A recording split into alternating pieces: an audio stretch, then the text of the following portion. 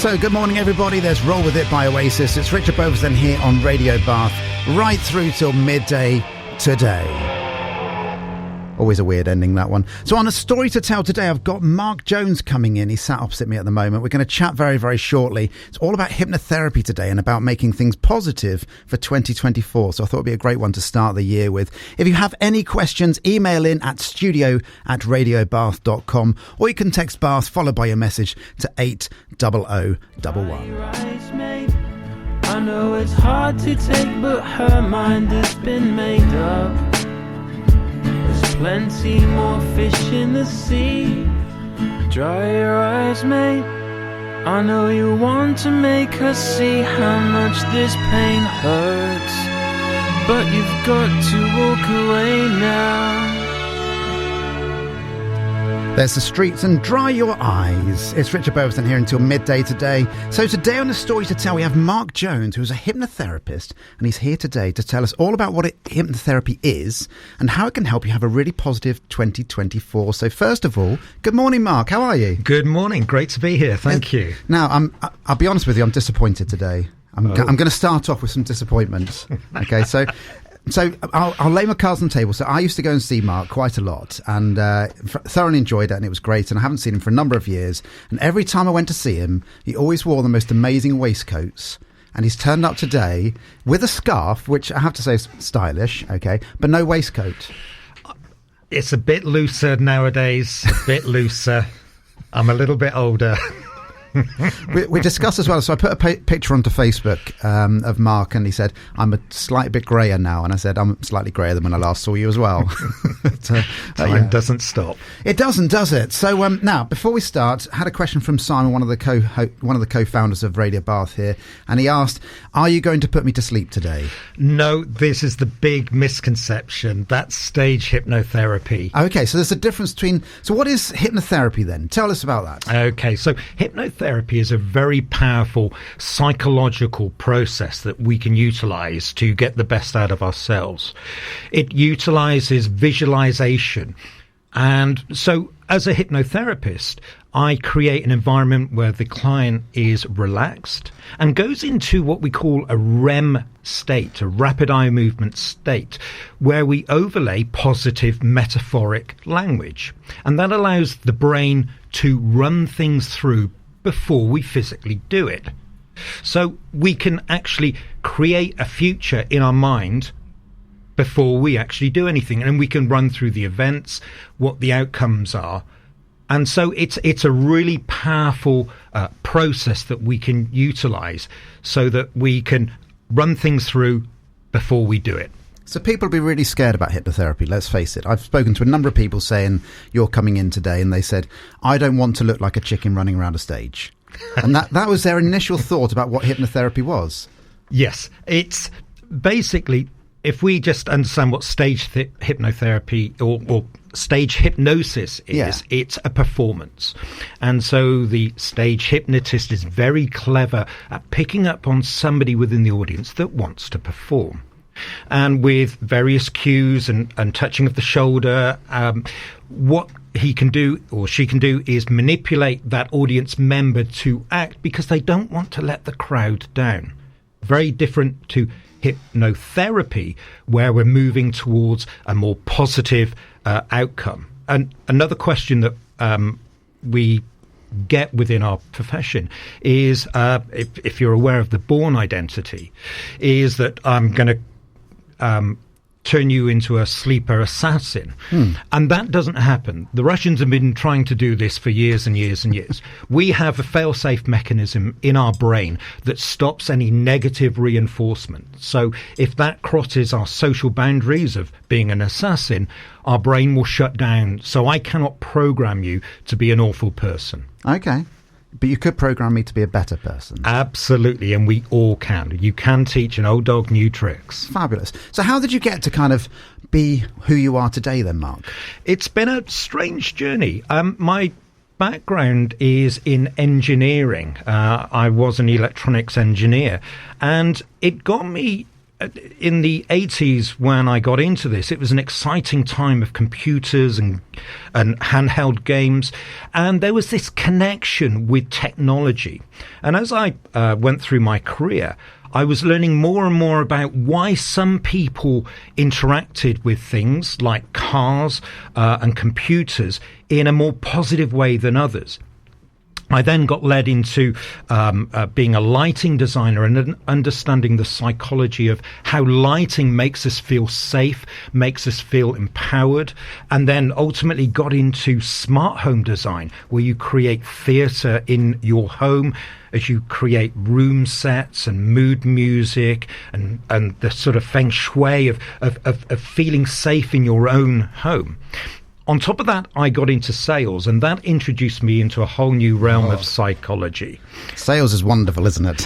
It introduced me to a range of different people, incredible people, and maybe at the other end as well.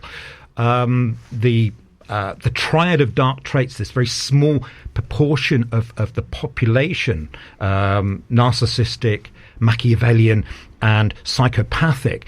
And they were the ones that I started to understand were causing the big problems in the world and getting us ghosting and gaslighting and causing problems.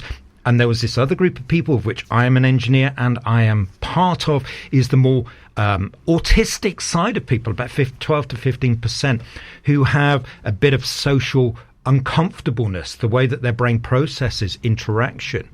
And it helped me understand how the world works, how politicians and crime. And in my early 40s, I wanted more.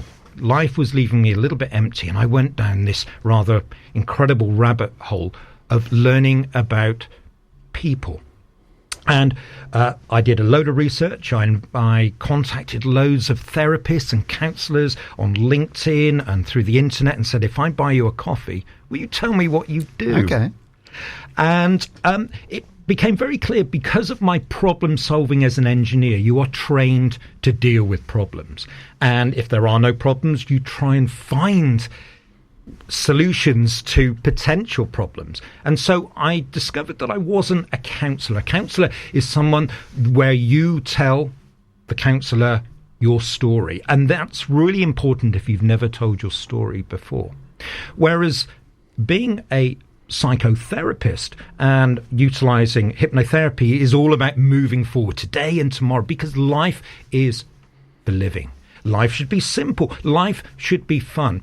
And we can get caught up in our past. And if we're worrying about our past, we do not move forward. And so ultimately, I got into solution-focused psychotherapy or hypnotherapy.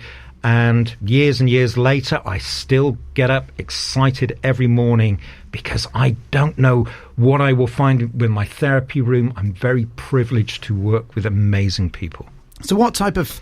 So you do hypnotherapy for generally people. And whereabouts are you based, by the way, Mark? I'm based in Chippenham in Bumpers Farm. Lovely.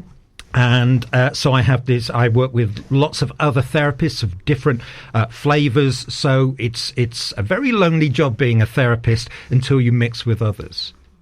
So how I work is, if you want to move forward, if you want to talk about the past, I'm not that person. If you want to move forward and get the most out of life, whether you've had depression, whether you've had anxiety, whether you've just lost your mojo. I work with sports professionals where they're not winning. Why is it that they're not winning? I work with people that just want to get more out of life. And that's where modern psychology and the understanding of how the brain works now facilitates this movement forward. From Freud up till probably the last 20 years, we were very forensic in our analysis of why we're not moving forward. Why do we not take challenges? Why do we not take opportunities? Why do we self-sabotage? Why do we put on weight? Why do we smoke? And it's very fascinating. And Freud really sort of opened up the Pandora's box of why. And up until recently, that was what we seeked. we now know through the way that the brain works and analysing how all the different parts of the brain processes, is that actually if we start moving forward, the things that have been holding us back get left behind and they become unimportant. And that's the big change. And the NHS is starting to move forward from forensic psychology to forward-thinking psychology. And that's really exciting. As the more we know about the brain, this opens up on a yearly basis new techniques and new understandings. Well, we're going to delve more in the second part on kind of the brain and how all that works. You mentioned there about quitting smoking, losing weight. What type of things can you help with then? So we all have behaviours that we are ultimately in control of. So smoking is a classic example. Overeating, drinking too much, or not going down the gym. These are all behaviours that ultimately we as individuals choose to do. And it's because we have, and we'll go into the brain, is that when we feel out of control, we jump on something that we can control. And that's where a lot of the psychotherapy can help us, because we're all guilty of doing self-destructive behaviours, deciding that we're not going to go down the gym, it's a little bit rainy, so maybe tomorrow. And so as we move forward, we can start identifying when certain parts of our brain are kicking in, and then we start upping our game, and there are benefits to when we really step up. Yeah, absolutely. Now, just a question that somebody challenged me very recently about hypnotherapists, and they said, but what training have they had? Are they a full counsellor? Are they a psychotherapist? Kind of, what training do you have that kind of backs up all the theories that you have? Okay.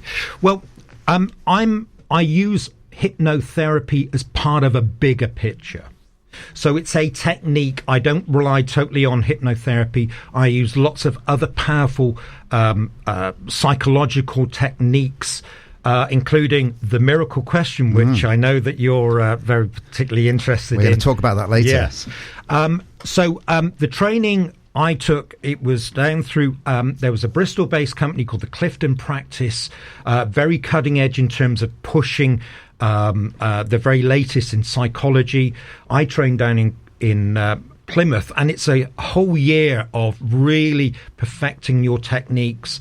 One of the things that we do as psychotherapists is that we don't leave footsteps. It's a lovely term. So because we don't delve into the past, we don't ruffle any emotional feathers, because tomorrow hasn't happened yet. So we create a better future. So we don't cause problems. And the training is, the more you do it, the better you become, the more confident you become. And so it's a continuous personal development. I have to do courses on a yearly basis. I mix with other therapists. I go to supervision where other therapists, we all share our successes and our challenges. So again, this appeals to my engineering side. I never stop learning. Yeah. And nor should you. Absolutely. Well, we're going to have a little break for music. When we come back, we're going to be finding out all about what the initial session is all about. Back with Mark after this.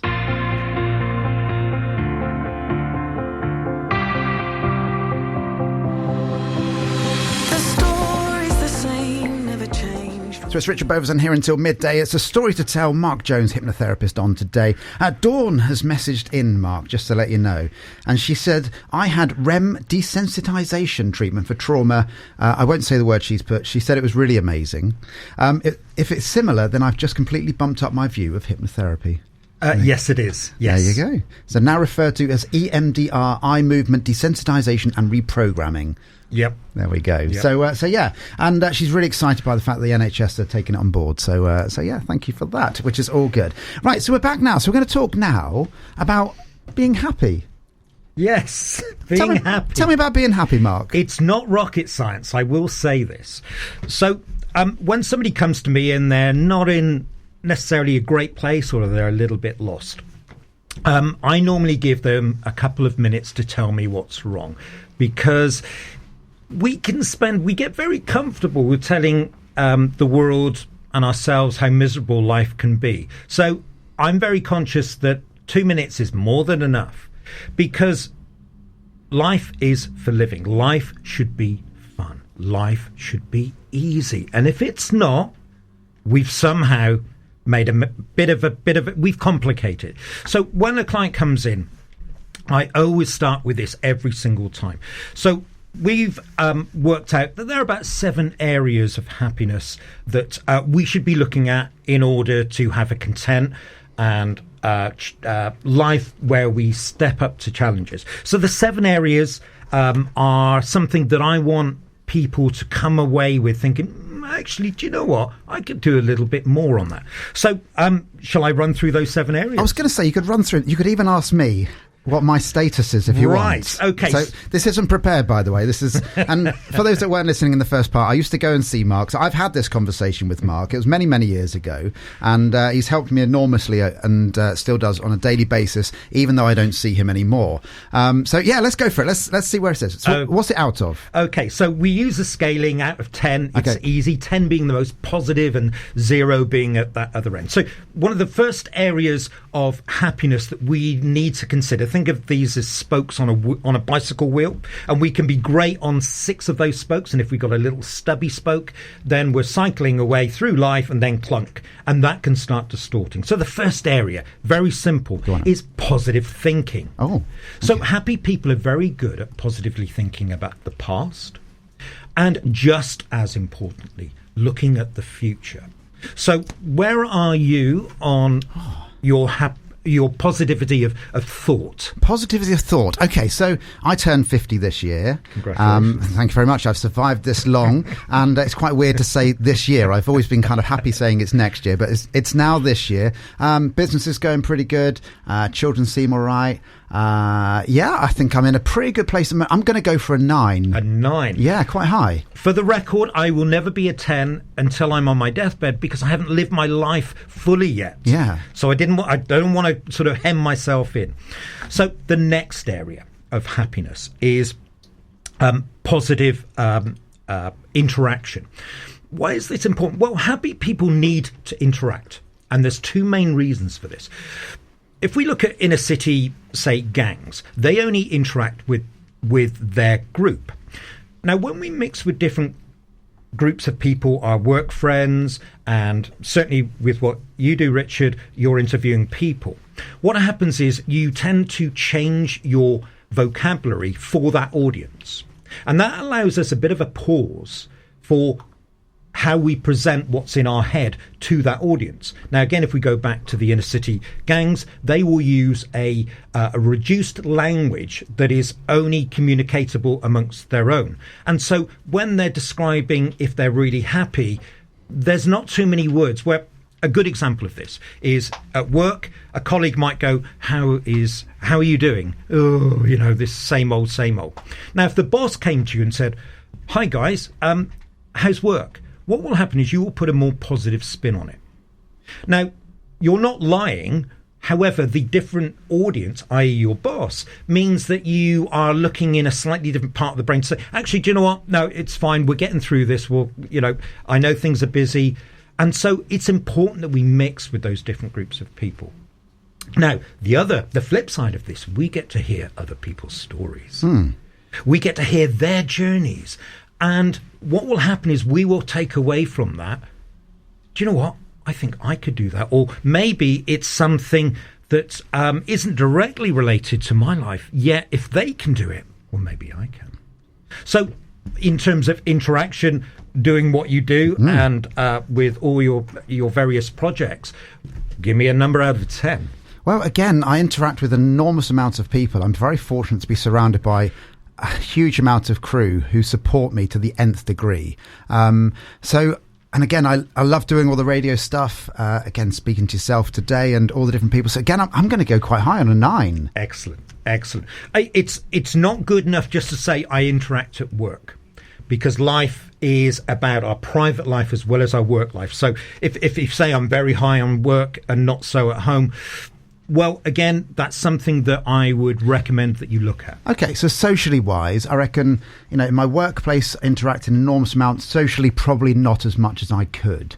So I'd say on a work basis, it's probably a 9. On a social level, maybe quite low on a 4. Okay, that's a little bit lower than I would want you to be in terms of having a rounded life. Again, COVID encouraged us to step away, and it's taking quite a while for the population to get back into the throw of things. So, okay, so number 3 on our 7 list, go for it. I'll run through this, is positive activity.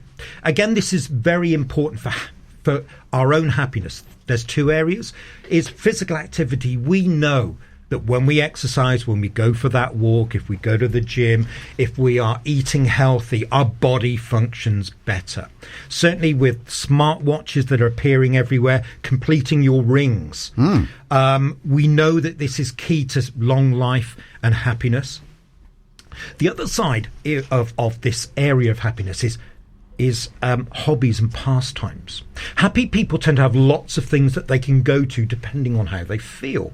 So reading, listening to music, going to the cinema, painting, pottering around in the shed, doing the gardening. So happy people tend to have a wide smorgasbord of go-tos. If we rely on just the one thing, and we can't do it, and I see this with a lot of the millennial clients that I have, is gym is the one thing. Yeah. And if they can't go for it, they catastrophize and go, oh my God, all of the things that I've been doing this week because I can't go tonight.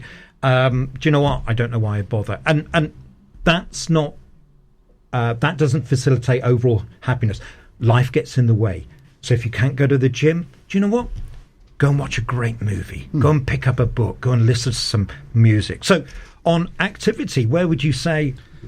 So on activity, again, I'd say part of last year was lacking, definitely. Myself and my wife, we actually had some dance practice in our little studio the other night, which is the first time in months. So we're trying to be a little bit more positive this year. So yeah, I'd probably say a 7. Okay. A 7. There's certain things I'd love to do more of that generally I just don't have the time for. Okay, now that is an interesting one. Happy people make time.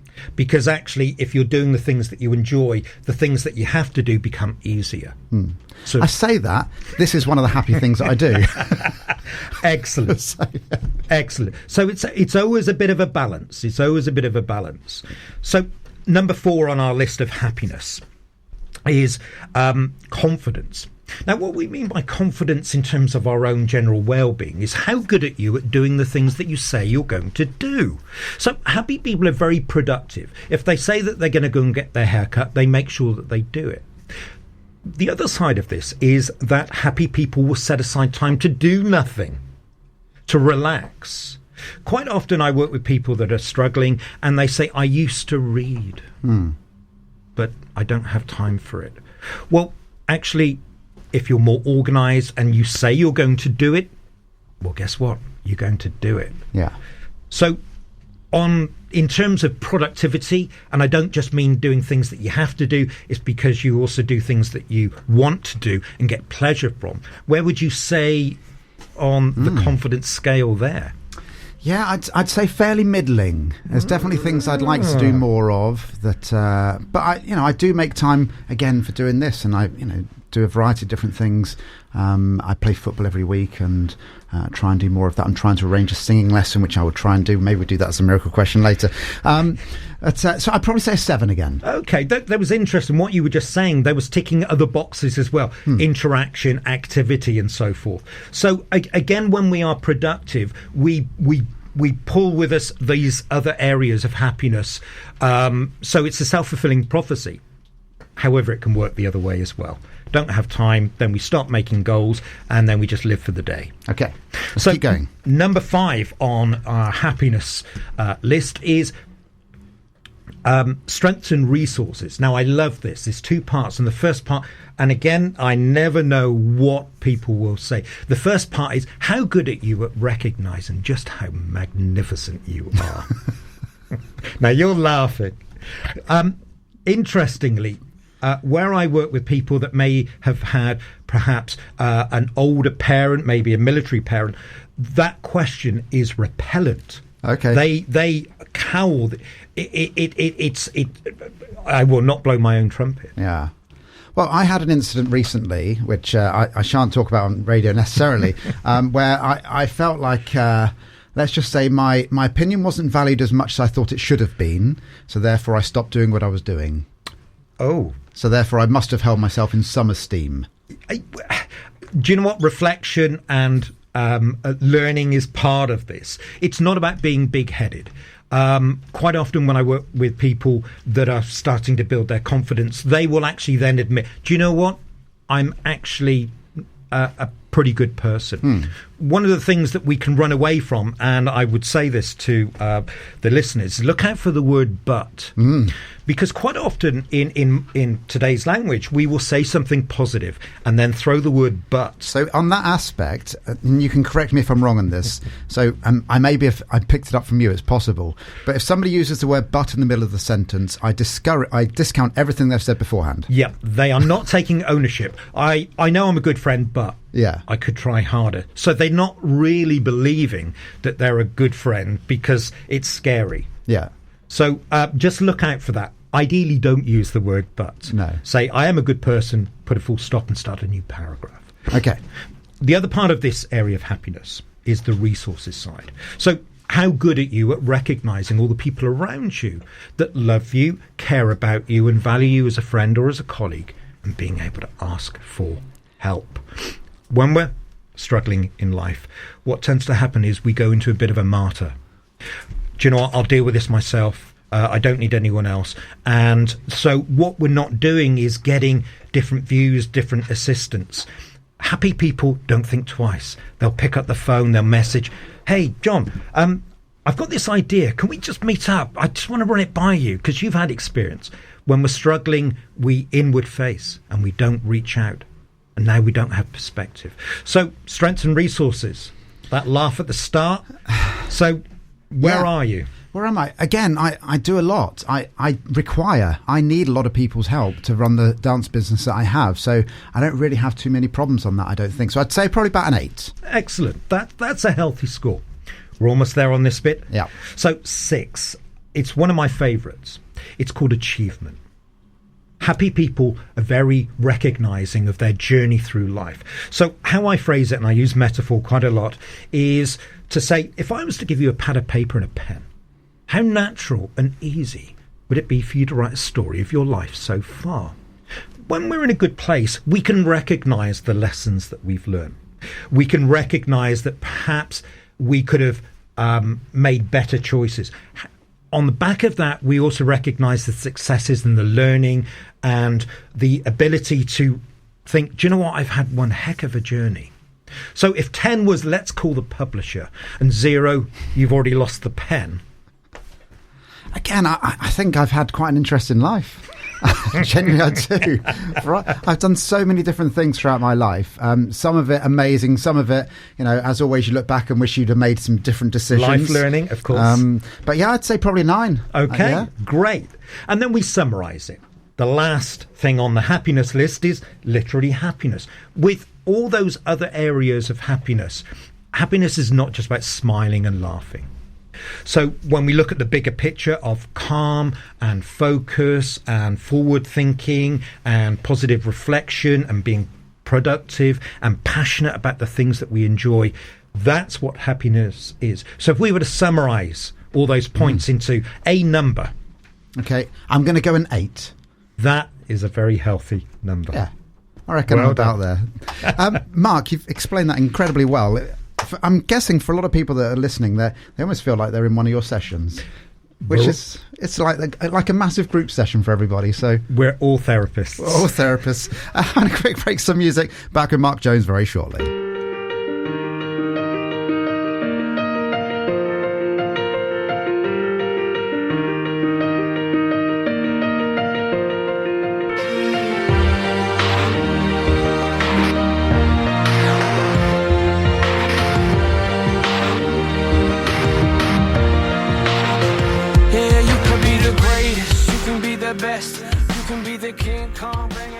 So we're going to talk very quickly with Mark about the fact that how you look at people and how people think you look at them.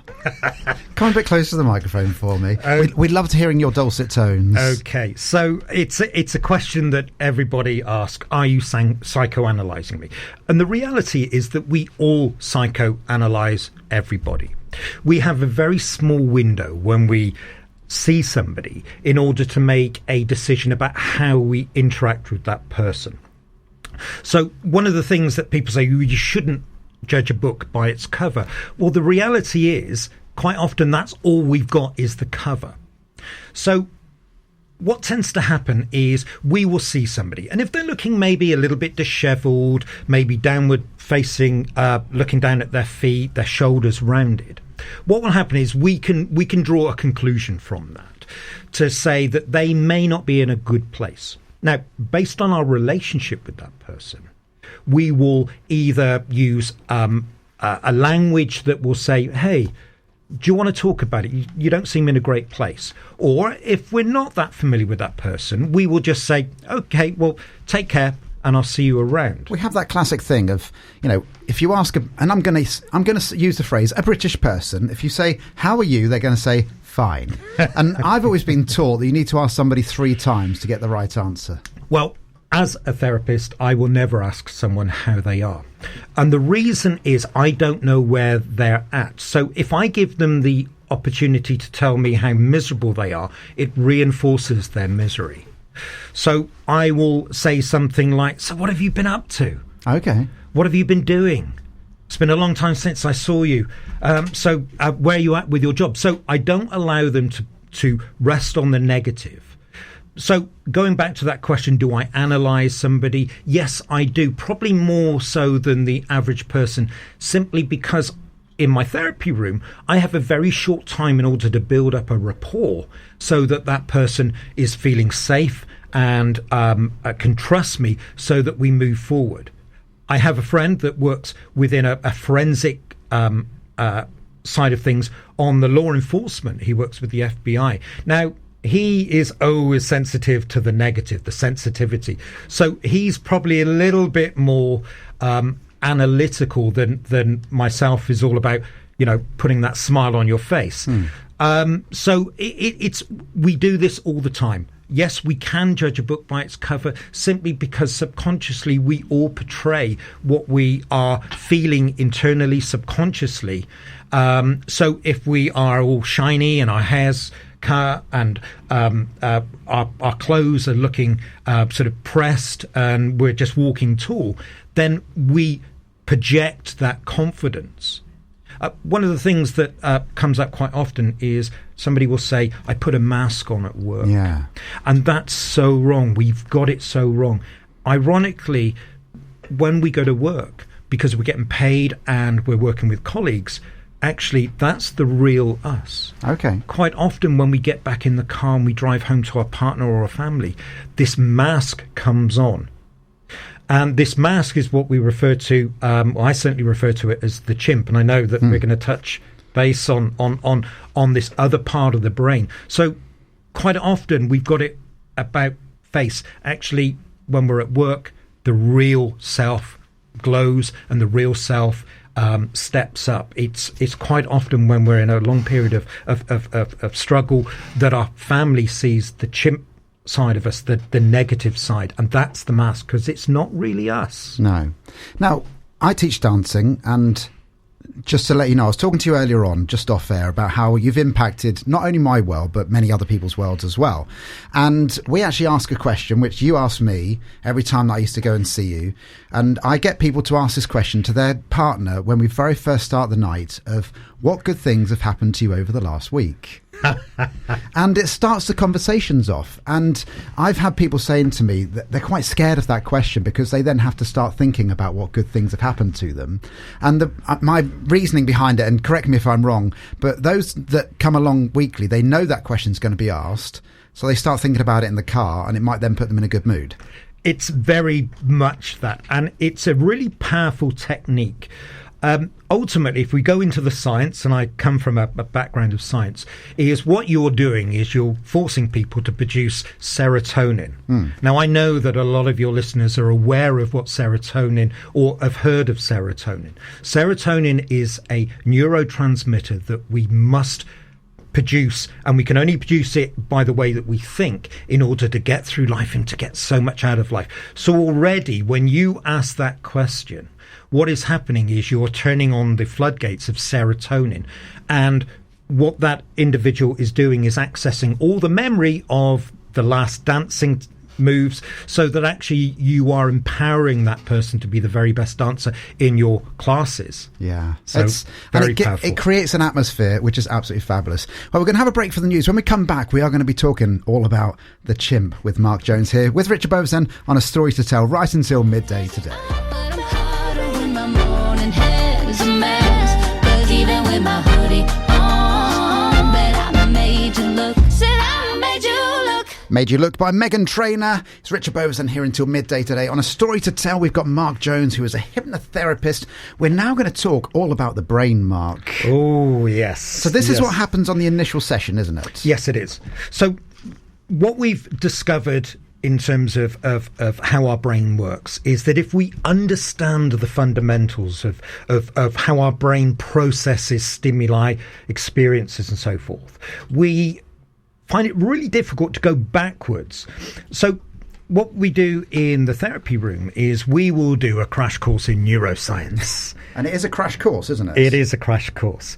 So what happens is we have a big picture of the brain, and we describe the two different areas that were important. The brain is a very complicated process of electrochemical reactions and signal sending. However, the way that it processes information and how we go through life is actually very, very simple. And in summary, we have two parts of our brain. If we look at the top part of our brain, our frontal cortex, we have this rather unique ability to store facts. Now, on top of that, an evolutionary thing about 300,000 to 500,000 years ago, something happened, a mutation happened that created modern humans. And with modern humans, it allowed us to imagine, to think about things before we did it. Other mammals cannot do this, only humans can. Now, when we are in a good place and we are focusing and imagining we're at work or we're doing our passions or we're just enjoying company, we are very much into this, what we call the intellectual mind, where we have our logic and our common sense and our life experiences combined with our social understanding and politeness. And we are very positive and problem solving. It's when we are at our very best. However, and this is the big but, so let's draw a line through that. We have this other part, this primitive part, the limbic part of the brain that we do share with other creatures. And this is our fight, flight, freeze part of our brain, which will always step in when we are feeling in danger. Now, if you think about this part of the brain holds a big filing cabinet of fears or maybe risk assessments. These risks don't have to be real. If we've watched something or somebody's told us something, we could quite possibly put that in the filing cabinet. So as we go through life, if for one reason or another we come across something that's similar or exactly like those fears, our what we call our health and safety officer will step in and try and protect us. Now, we don't know what's in our filing cabinet until we experience it. And that's one of the things when I work with people with PTSD. They don't know what they put in there at that moment of incident until something similar is exposed to them. Now, because of that, what happens is that common sense part of the brain gets shut down when we are in a state of threat, a state of fear. And then we go into a behavior which there isn't that many behaviors. Fight, flight, freeze, run away, do nothing, or become aggressive is certainly what, if you're a cat owner, you will know that those three behaviors are the pantomime behaviors of a cat. On top of that, we then have other things like eating, comfort food. When we're feeling a bit low, what will we do? Perhaps reach for a chocolate bar. Makes us feel safe. Smoking, maybe having a cold beer on a hot sunny day. Things that we are in control of ourselves. So when we go back to happiness, because if happiness is within our remit, then we will deal with life. What happens is that we will challenge those fears. So one of the things as a therapist, and I know very well when my primitive part of my brain, or what we refer to as our chimp part of our brain, steps in, I know that maybe my fears are starting to build up. I'm generally quite a shy person, and I know that my fears were building up this morning. I was going to say, when you came in today, we spoke about this, didn't we? You came in and you were like, my chimp is fully in control right now. Oh, yes. And how did you then manage that? You very kindly talked me through, explained the science behind all the buttons and so forth, and slowly my chimp was stepping down. There was no threat in my life, and now I'm actually recalling from what I'm passionate about, which is psychology. So when we are in a good place, what happens is there's this wonderful saying that I now put into every session is feel the fear and do it anyway. Now, what happens is when we are being brave, we will make a decision that will do something, and then we'll review the consequences. If we have not died, what happens is the health and safety officer will look at all the risk assessments or fear templates in that filing cabinet and say, well, this is no longer relevant. Or they'll refine it to a very specific fear, so that next time that general fear won't kick in because we've refined it. So I do little things every single day. So it could be I'm a great coffee shop kind of guy. I find coffee shops a very safe space where I can just watch the world and relax and read a book. So quite often a barista will say, would you like to try our new seasonal roast? Now, if I'm not in a great place... Does he do it in that voice, by the way? Probably. Well, actually, yes. The sort of places that I... Can you come close to the microphone just for the listening public? Okay, and just say that phrase in your lovely Mark Jones voice again. Can I just interest you in our new seasonal blend? I think we'll have to cut that out. So what will happen is my chimp will step in and go, no, stick with what you know. However, my intellectual part of my brain, my grown-up adult brain, will say, hold on, we don't know what this is going to taste like. So I will say yes. Now, I may not like the taste of that roast. It doesn't matter. What I've done is I've proved to my health and safety officer that actually trying new things doesn't kick in a fear of harm. So I may have a very specific fear of that roast. I will never have a Christmas roast from Nero's ever again. Actually, I do like that roast. So what I've done is refined it. The other thing that happens, and we're not aware of this, is any other fears associated similar will be thrown away too, or refined. So every day I try and do something brave. I will put on a different shirt, a different T-shirt, a colour. I'll go into a shop and try something on that I wouldn't normally wear. I will listen to music that's out of my comfort zone. I'll watch a movie on the streaming services that somebody's recommended, and I've convinced myself, i.e. my chimp has said, no, you won't like it. And I'll work through it. Now, I still may not like the film. However, I've refined it to certain, maybe a black and white subtitled film from the 1940s. So I'll be very specific about not necessarily liking that genre. What I'm doing is every day just being a little bit brave. And that's how we tame our chimp. Fabulous. So I had a scenario the other day where my eldest, who's studying film and creative writing at Birmingham University, he challenged me to watch a 1964 Czechoslovakian black and white, or it wasn't black and white, colour film that had subtitles on it. And he said it's one of the best films he's ever seen. I've got about 10 minutes through it, if I'm honest. And it's weird.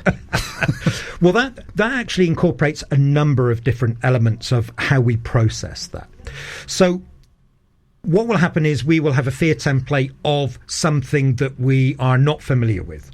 So there's an instant flight response to that. Now, the intellectual part of the brain will pick up on the passion that somebody says you must listen to it. Now, for a little bit princessy, we might go, well, don't tell me what to listen to. And that's actually a flight response of the chimp part of the brain. So what tends to happen is we're always battling. We're always fighting against our health and safety officers to save us, even though it's not life or death. And so what was happening with you, your tolerance of that was you weren't prepared for it. You weren't in your intellectual part of your mind. You're very much in your chimp part of your mind. You humoured your son. Yeah. And then you thought, do you know what? I'm out of here. and that's something that we do all the time. We will run away from things. The flight response is very good, certainly in today's society where we can hide behind social media or texts, so we don't have to do face-to-face. And if we recognise it, what is actually happening is we are refining the triggers next time. And hindsight is when our chimp makes a decision and our intellect reviews that situation and goes, yeah, maybe. And so next time when that comes up, what will happen is you will probably be more braver. Yeah. Yeah, I definitely do want to try and watch some of the different films that he's recommending, because they're bizarre, but it might be quite interesting. And it comes from a place of passion. He's very much, he's picking up on something. When we look at a painting on the wall, we're not necessarily just looking at the colours and the brush strokes. What we're actually experiencing when we really understand art, and it can be the same for books and poetry and architecture, is what was the underlying journey that the artist was trying to create. Yeah. Some of our favourite songs are by singers that are quite poor at singing. It doesn't matter. It's that journey. It's how it makes us feel. Okay. So just as a kind of a concluding this part then. So am I right in thinking there's like 3 parts of the brain? And can you be like in the chimp part and the intellectual part at the same time? Nope. Okay. Nope. You flip between the two. So if we take love, for example, love is when we first meet somebody, we aesthetically may be really drawn, or maybe academically or intelligently or humour, whatever it is. Now, unless we are in our first ever relationship, that puppy dog love, we have fear templates of not wanting to be hurt. So what happens is when we meet someone that really sort of stirs us up, what is happening is, that butterflies in the stomach, maybe going on that first date or the second date. Those butterflies are actually a production of cortisol, which we produce when we are in a fight-flight response. So the cortisol makes us very alert, and it gives us that sort of funny feeling in our tummy. So what is happening is our chimp is saying, run away. Right. You're not going to get hurt. I'm going to protect you. Yet the intellectual part of the brain is saying, well, hold on. I see. I'm going to be brave and see where this goes. And so there's always a battle between our chimp part of our brain telling us to run away, and our intellect saying the idea of having a utopian life is our brains cannot work in a utopia. We need to be challenged. If we don't challenge ourselves, what happens in the background, that filing cabinet of fears starts building based on assumptions. And we all know what assumptions are. Indeed. And an ASS out of you and me. Well, when we come back, we're going to find out all about what actually happens in a session, and possibly even get onto the miracle question too. Back with Mark after this. The Nursery Hilperton, proud sponsor of the morning show.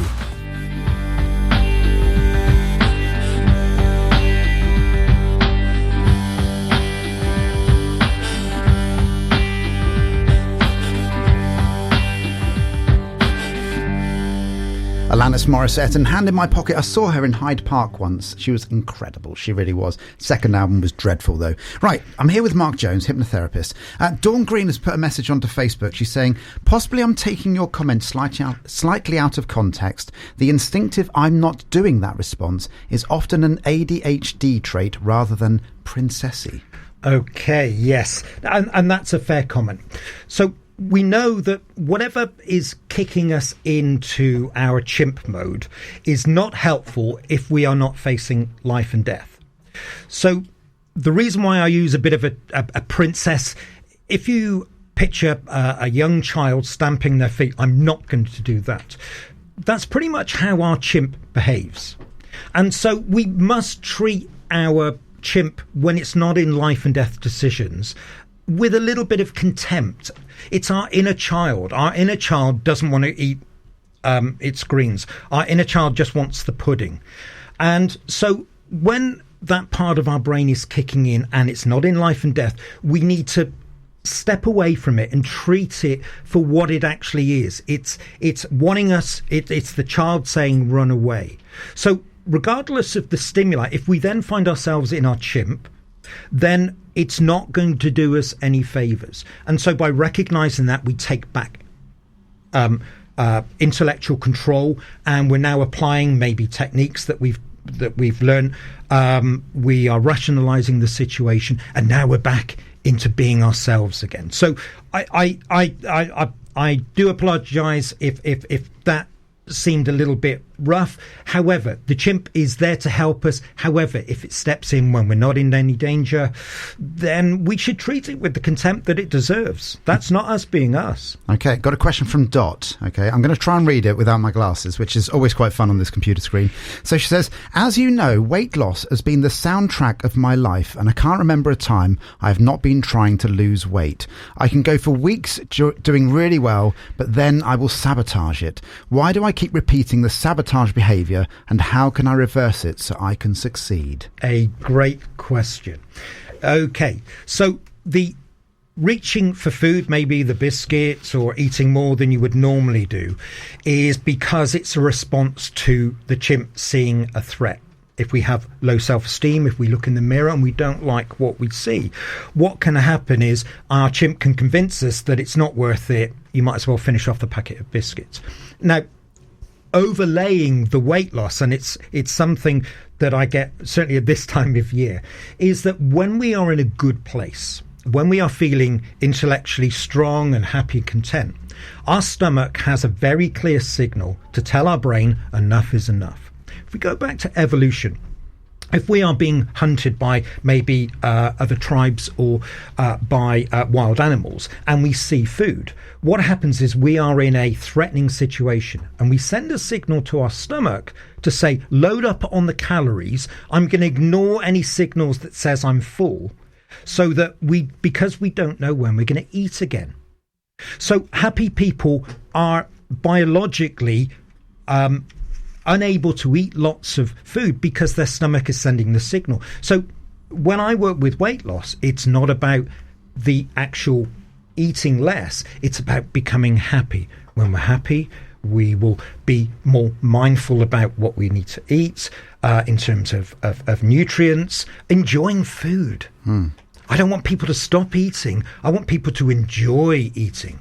And quite often, if we're eating maybe high calorific, high carb, high fat foods, if it's not a treat, it's because our chimp is telling us that we will feel safe eating it, and then the reflection is I feel worse. So it's a bit of a cycle. So we break that cycle by changing the way that our brain controls our body and how we process. If we think we are deserving of being healthy, then we will make better decisions. Amazing. Now, if anybody does want to come and see you, how can they get in contact with you, Mark? Well, they can go onto my website, markjonesconsultancy.com, and just drop me a line. I work in Chippenham. I work throughout the days and the evenings, and I'm passionate about my job. One of the big questions is, how many times do I see you? Well, what we do, certainly in this country, it's brief therapy. Most people only see me maybe 6 to 10 times maximum, and quite often people will come back maybe in a year's time just to ensure that their chimp isn't taking control. So you don't really need to see me many times, because my job is to empower you, and I give you all the psychology as well. So not only are you managing your own chimp, you're managing other people's chimp, and that's so life-changing. That definitely is. It's definitely helped me. I say, in being a dance teacher, being able to help people see through their chimps almost, and then get them back into a place has definitely helped an enormous amount of people. Now, for me, being a dance teacher, I know that I've made and enhanced other people's lives because they've gone away happier, which is nice. And for yourself, it must be a nice feeling to know that you've had that impact on so many other people because they have impact on other people again. It's making a difference. I think my motivation is that I feel very privileged to work with people and see the very best them. I don't focus on their chimp. I get them to be their real selves. And I have been astounded how even the most anxious or depressed person has thrived and grown and flown in life. It's the best job in the world. It is. Well, we're going to find out all about what the initial session or the normal therapy session and the miracle question is right after this. You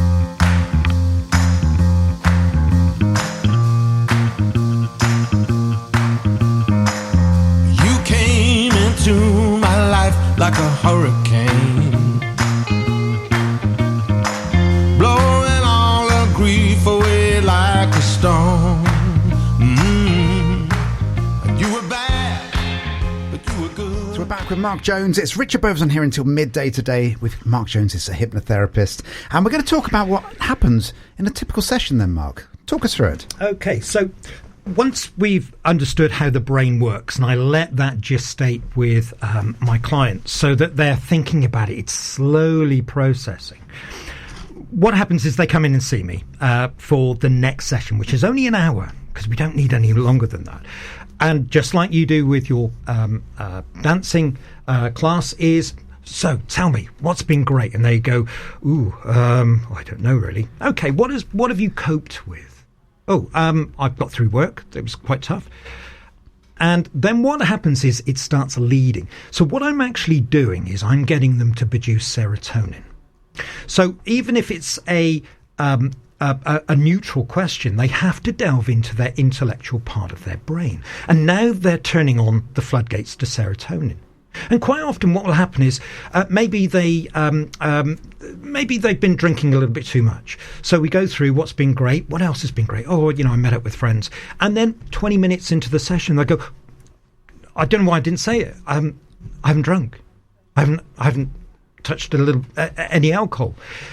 Because what they're doing is they're moving on with life. Before, when they first came to me, it was all about the drink. And now they're getting on with life. And life is fun. Life should be enjoyable. So I've now flooded the client with serotonin. So they're feeling very positive. I've got them, their chimp part of their brain has been stood down. And I'm seeing the best of them. They are glowing. Their body language is different. Their eyes are more relaxed. Their shoulders are back. They're using a lot more sort of body language to express how passionate they are. And then what happens is I will always ask them, out of 10, where's their happiness? And they go, I'm probably a 6. And I'll always reference back internally as to what they were last time. So it could... I was going to say, you have it on the laptop, don't you? Have all the different levels. Yes, there is. Technology is moving. Okay. Technology is moving. So it's a little bit different from the last time. Yeah. So a while since I saw you. Yes. So basically, they give me a reference point. So then we do this really powerful, and I still get excited. My tail is wagging. So we use this thing called the miracle question. Oh, yeah. Go on. So this is a really powerful focusing exercise, and I use this. You can use different language. However, I try and keep consistency with my clients, and I will ask them about what their rest of their day is. I'm going to meet up with a friend and maybe go to the gym or cook a meal. And I say, right, I want you to picture getting into bed tonight and just reflecting on all the positive things that you've done today, and just pat yourself on your back. All the challenges, all of the successes, so that when you go to bed, your head's full of serotonin.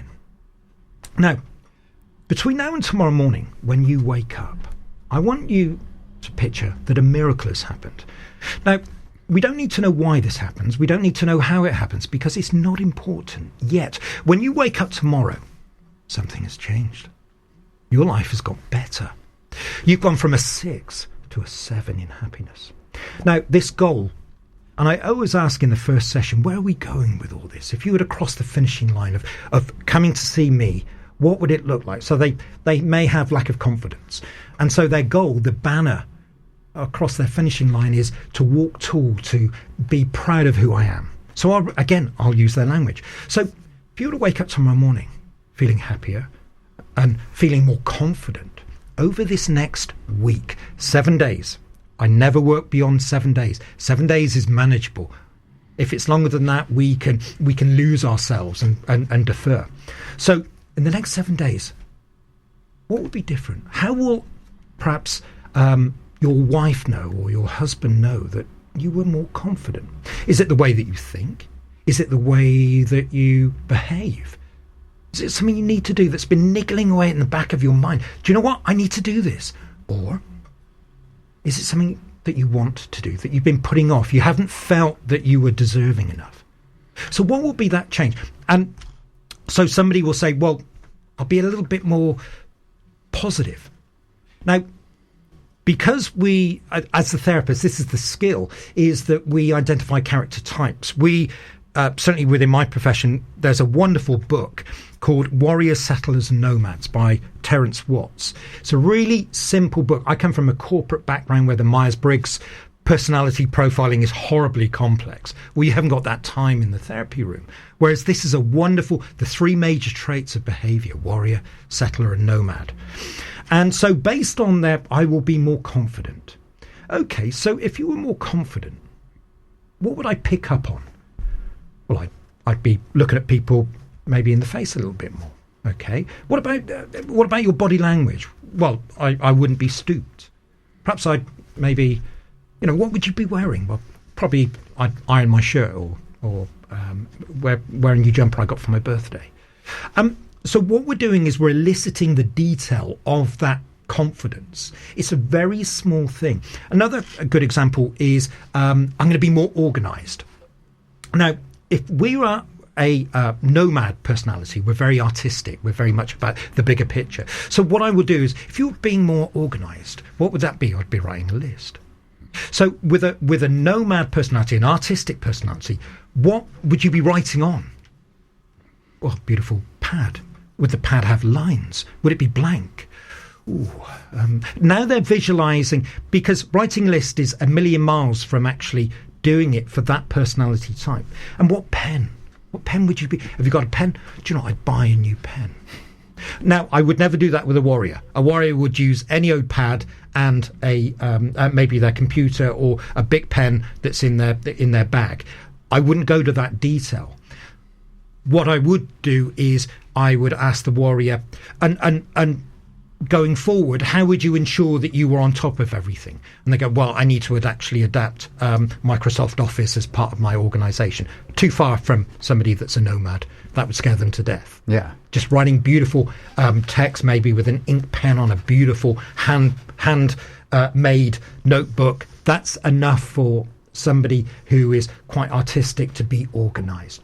The reality is we're a little bit of everything. We have a dominant trait. Settlers, they are the homemakers. They're the ones that you rely on to get things done. Okay, so we've got all our different traits. They've been set up. How does a miracle question work then? So what happens is we go through, as the therapist, I will elicit the detail of how that miracle answer is. I'm going to be more confident. How would I know that? My language would be better. It's worth mentioning that when we're in our chimp, we have about 1,000 words that we can use, quite often Anglo-Saxon words, I might add. Whereas when we are in our intellectual part of our brain, we're on top of life, we have about 30 to 50,000 words that we can express how we are feeling. One of the biggest problems with young children is they don't have the vocabulary to explain how they feel, and they get very frustrated, and you see the tantrum, you see the, I don't know. And as a good parent, you give, with school, they give you the vocabulary to create those little nuances and how they feel. Once we've elicited the detail necessary with their personality type, and when, over this next 7 days, we're going to see this more confident person. And the reason I ask the time is our brain is very good. Once we have committed to a time, intellectually, not when we're in our chimp, we will adhere to it. Our brain is very, very good. So they'll say, at the weekend, so Saturday, Sunday, probably Saturday. And again, I won't do it with a warrior. If I'm doing somebody that's a little bit sort of nomadic, artistic, would it be in the morning or in the afternoon? Would you be going with somebody when if you're getting your hair cut, for example? Do you need to book something in? So, and then we finish it. And then, okay, so let's go on the bed and let's do the hypnosis. And the hypnosis, just very quickly, because we're sadly running out of time. You just lay on the bed and just go into hypnosis. Okay, so hypnosis is effectively turbocharged REM sleep. REM sleep is when we go into a sleep-like state. predominantly at night, although laying on the beach, watching a movie, going on the motorway, going for a walk, running on the treadmill, we go into a form of REM, and it allows the subconscious, we're not conscious about this, of processing stuff that is emotional and moving into our library. When you're a student, you learn something from your textbooks, it goes into your emotional memory, the limbic part, and we then need to move it into your library. Now it's a fact. If it doesn't move, it's emotional and cause you stress. So REM is a wonderful environment to actually move that stuff. On top of that, this is where the hypnosis comes in, is that I overlay it with nice, gentle music and positive reinforcement metaphoric stories. There was once this village. I remember this. Let's not go it now because we'll all go to sleep. and that creates the perfect environment for our brain subconsciously to process stuff, to run through things before we do it and have a better future. And that is modern psychology. It's amazing. And you walk out the sessions, I'll let you know, feeling amazing. Now, you've chosen the next track, haven't you? Introduce it for us, Mark. Okay, so this is for all middle-aged, predominantly men, I will add, that enjoyed mid-80s prog rock. This is It Bites and Calling All the Heroes.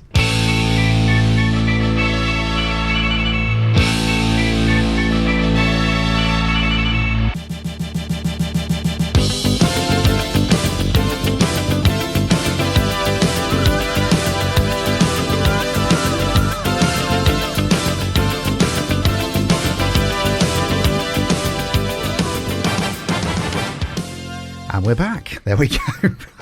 Having a quick chat with Mark off air then. Right, we're on to the quick fire round then, Mark. Yikes. Okay, so this is where your chimp's kicking in, isn't it? It is, indeed. Because you don't know this bit. I've told you the first question. Everybody knows what the first question is. Outside of that, you've no idea. So it's quite scary for you. You're not in control anymore. I did chat to Mark on the very first part saying it's quite weird because when I've been to see you before, obviously you're the one asking me the questions and I'm talking. Whereas today I've been asking you the questions and you're talking. So, first question, what is your favourite ice cream? It's got to be rum and raisin. Oh, okay, a rum and raisin person. It brings me back to those holidays in Cornwall. Ah, so it's the memory side of it. It is very much the memory. Okay. And a little bit naughty because it had rum in it. Oh? Although I don't think it had rum in it. No. A little bit like Shandy Bass pop. And Coca-Cola. They're slightly different, but yes. Not now. All right, are you tidy or messy? As I've got older, I'm aware that if I am messy, it's my chimp. Okay. So I am becoming more and more organised. I suppose in some ways I'm becoming more simple in my life. So I'm a lot less complicated in terms of what is important and surrounding me. So I would say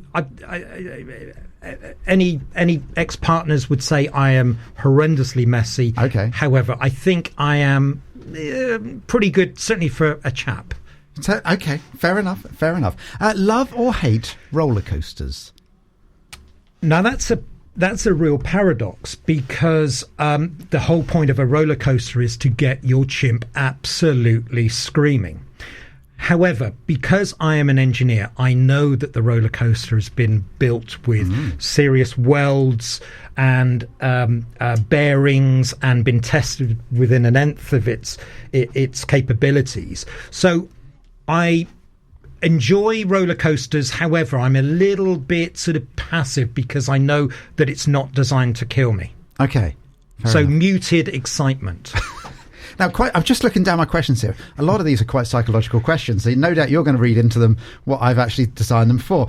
So the next one is very, very simple. Do you hang your toilet roll over the front or behind the back? Over the front. There's only one way, because otherwise you're fumbling away against the wall. You are? Yeah. It's a no-brainer. It is a no-brainer. Now, the follow-up question to that is, if you go to somebody else's house and they've hung it round the back, do you change it round? Yes. I've never thought about it. However, I do. I think because when I was a sales rep, I used to go to a lot of hotels and the toilet roll was always folded in a fancy triangle. And so that just made perfect sense to me. Yeah, it is. Although it's quite difficult to use a triangle in the appropriate way. But let's move on from that moment. Do you eat your chocolate from the fridge or from the cupboard? I am a fridge kind of guy. I like the crack of the cold chocolate. It means that I've got a throttle on, especially a Toblerone, which if you are really scoffing it down, will stab you in the face or in the roof of the mouth. It does, doesn't it? You're right. I just thought about that. So I'm very much a fridge chocolate guy. So will it make you eat the chocolate slower then if you eat it from the fridge? Yes, I can savour it more because I enjoy the melting. Yeah. I'm not a sweet tooth kind of guy. No. So I'm fairly ambivalent. However, if I have been given chocolate and my daughters gave me chocolate, I would put it in the fridge. Fair enough. I think I know the answer to this. Do you make your bed in the morning? I do. You had to think, though, didn't you? Maybe my idea of making a bed is different to maybe some people that have shared my life. They tend to have the sheet under the duvet, so you have to use the sheet. I'm a lazy man. Right. So, I just sort of, as long as the duvet sort of fairly flat, okay, I'm done. And the follow-up question to that is, do you have any cushions on your bed outside of the pillows? I do. Do you? Okay. Only one. Right. So when I'm reading my Kindle or watch something, it's just props my neck. Okay. So yeah, I do get it. I've been in situations where it probably took about 3 minutes to remove the throw pillows from the bed. Yeah, we now have the scenario. We have 6 cushions on our bed, which I've said many times. And we now have the scenario where we have another throw on top of the bed as well, just in case the cat sleeps on there during the day. So we can then get rid of that so that when we don't have the cat hairs on. So the bed has now got an extra part of making again. I feel it's quite complicated. Oh, it takes me about 20 minutes to make the bed in the morning. But there we go. What is your favourite breakfast? My favourite breakfast? I made a decision a year ago to really look after my health. I'm 53, so I'm at that age where stuff happens. So I embarked on the Fast 800, that Michael Mosley fasting. Okay. And so I will have 2 eggs, olive oil, and pesto sauce. Right. With a little sprinkling of cheese, and that will be my my mouth is watering. So I actually cook every breakfast except 2 days when I'm on a fasting day, right. And I won't eat until lunch. So that eggs and pesto. Eggs and pesto. So I had, so I'm vegetarian, so I had some vegetarian duck, which is quite weird for a lot of people. Yeah, I'm I've aware tried of that, and it was really nice. With some spinach in an omelette, effectively, with some chili. Absolutely. Chili flakes. So that was my breakfast yesterday. I'd go for that. So yeah, that was very, and amazingly, if you get frozen spinach, just 3 of the little bundles are effectively a bag of spinach. Is it really? So, yeah, it's quite a lot. But there we go. Right, what is your go-to karaoke song? Well, talking about the chimp, karaoke is my utter. I have a friend that is very out there, and if we go anywhere with karaoke, he is straight up there, and my heart is beating 10 to the dozen. Yeah. So actually, I'm sweating now. I'm sweating now. Karaoke is not a thing. Okay. So I would. All of it is horrifying. Okay. I have so you nothing. just wouldn't do it? No. Fair enough. No. I won't ask you to do a rendition now then. No, please not. Nice and quickly, favourite TV programme or film? Ooh, I would say up until recently it was something like True Detective. I like the smouldering conflicts. I'm a DC Comics kind of guy. Okay. So I like a lot of psychology. However, I've been watching Reacher.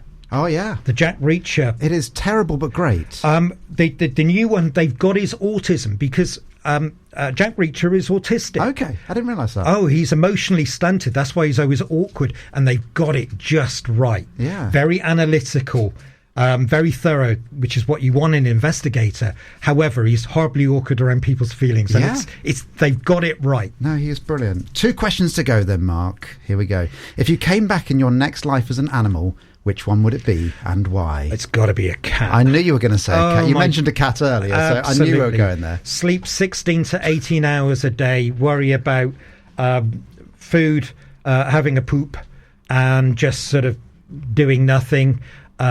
Yet that weird moment, probably at sort of 1 a.m, where they run around the house like a lunatic. Yeah.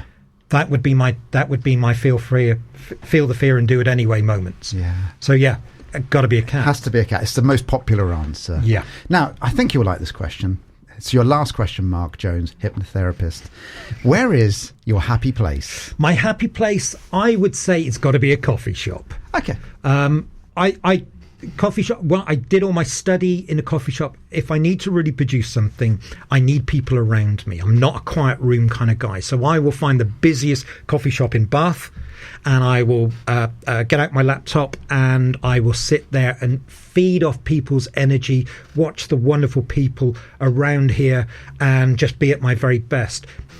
It also, Starbucks, the guy that started Starbucks, his reason for starting Starbucks, which was unique as a coffee shop, was he wanted to create a safe space between home and work. And something about it resonated with me. I always felt that I shouldn't spend too long in a coffee shop. And when I read that, I thought, no, this is my safe space. The coffee shop is the place for you. Mark, thank you so much for coming in today. We've sadly run out of time. I'm going to get you back in. That's inevitable. Have you enjoyed it? I've challenged my chimp. I've lost no toes and fingers.